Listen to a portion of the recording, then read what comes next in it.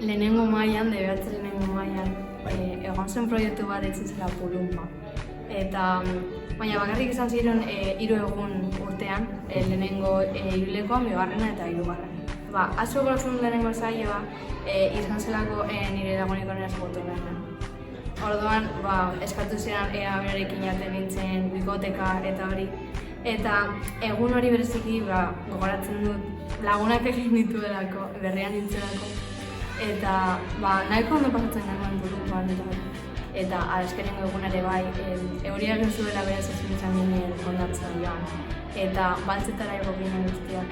Eta hori egon ginen lagun guztiak etxanda, logo pusika, pusikekin jolasten eta bi momentu horiek edatu zaizkit horretuta lagunak egin ditulako eta guztiak toksikoak izan gabe batera gauderako eta oso momentu politik izan gabe.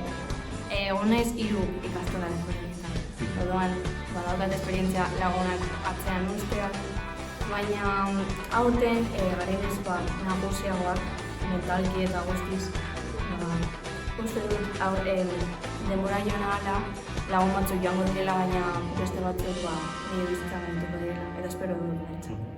Guztia, noski, baina guztia askoz berriagoa eta irakasleak ez dira izango berdinak. Ezin izango dira hobeagoak izan direlenez hobenak, dira honenak. Baina guztiz berria eta ez ezaguna etorriko gara, igual 60 urterekin dugu ezagutuko ikastola. Dola gutxi egon nintzen Erasmus proiektu batean. Eta ikastola horretan zeukaten oso proiektu berezi bat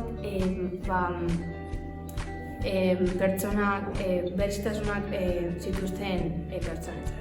Eta asko inpaktatu ziren proiektu horrek, sekulako garrantzia ematen zietelako pertsona horien behar zituzten gauzei, eta nolabait haien etorkizunerako baliatzen zizkieten gauzak adibidez.